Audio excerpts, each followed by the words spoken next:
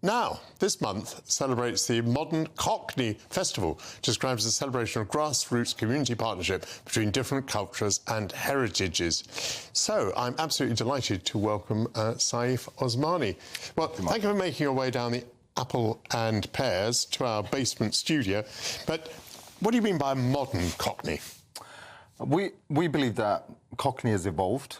It's changing constantly because language constantly changes. You know, this idea that language is just contained within dictionaries is actually a false idea. Language is constantly changing, adapting to its context, and Cockney being predominantly the eastward identity of London, has evolved and has changed, and Cockney itself comes in multiple forms now. And so we've come up with a modern Cockney festival so that we move away from the nostalgia territory and the black and white photographs, and we look at it for what it is today. OK, and what is it today? I mean, illustrate that by some of the things that you're going to be doing and experiencing. So just yesterday we were at the London Museum Docklands. We were there with the Pearly King of Woolwich, Clive Bennett, and he was talking to people about Cockney rhyming slang. He was talking to new generations, people from abroad, talking about why it's important that we've still got this oral language, call it a socialect, a sort of dialect or anything like that. You can call it what you want. Some people call it an accent. But actually, ultimately, it's a language and it's an identity of London and Londoners, and it's an important one, which a lot of people identify with across different cultures. So we wanted to celebrate that through the programme that we put together, which is the Modern Cockney Festival.